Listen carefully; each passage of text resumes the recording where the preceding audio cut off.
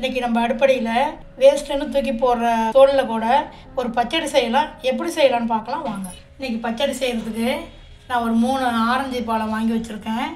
இந்த தோலை நம்ம வேஸ்ட்டுன்னு தூக்கி போடுறத இதில் ஒரு மருத்துவ குணம் இருக்குது. அதனால இதை தோலில் வச்சு நம்ம பச்சடி செஞ்சிடலாம்.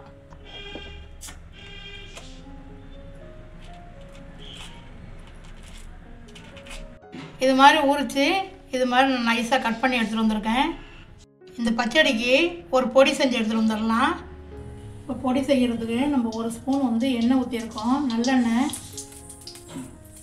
1 ஸ்பூன் வெள்ளை உளுத்தம் பருப்பு போட்டுக்கலாம்.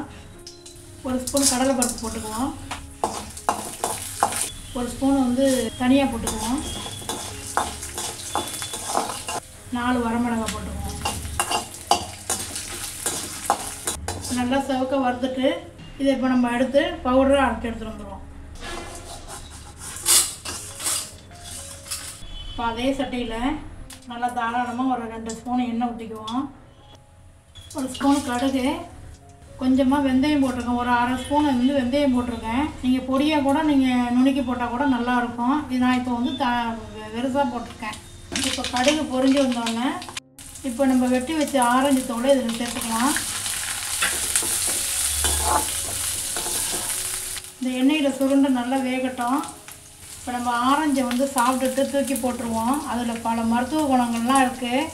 அதனால் இது பித்தத்துக்கும் நல்லது, உடம்பு சூட்டுக்கு நல்லது. இது ஒரு வாட்டி செஞ்சு பாருங்கள், எப்படி இருக்குன்னு செஞ்சு பாருங்கள். ஒரு எலுமிச்சை பழம் சைஸில் புளியை சேர்த்துருக்கேன். இது தண்ணியில் கரைச்சி இதில் கொஞ்சம் ஊற்றிக்கலாம். இதை நல்லா கிண்டி விட்டுருவோம். ஒரு கொதி வரட்டும். இது வெந்தோன்னா அப்புறம் பார்ப்போம். நான் ஒரு ஸ்பூன் கல் உப்பு போட்டிருக்கேன். இப்போ நம்ம ஊறுகாய் தொக்கு இதெல்லாம் செய்யும்போது கல் உப்பு சேர்த்துங்க, நைஸ் உப்பு போட வேண்டாம். ஒரு 1/4 ஸ்பூன் மஞ்சத்தூள் போட்டுக்கலாம். நம்ம அரைச்ச பொடியை 2 ஸ்பூன் போட்டிருக்கோம். அதிகப்படி வேணும்னா இன்னும் ஒரு ஸ்பூன் சேர்த்துக்குங்க. இதை நம்ம நல்லா கிண்டி விட்டுருவோம். இப்போ நம்ம போட்ட மசாலா இந்த தோலில் இருக்கிற அளவுக்கு கொதி வரட்டும்.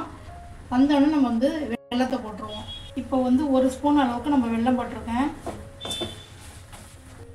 இப்போ நம்ம இறக்கிறதுக்கு முன்னாடி ஒரு 2 சிட்டிகை பெருங்காய தூள் போட்டு பெரட்டிட்டு இறக்கிடலாம்.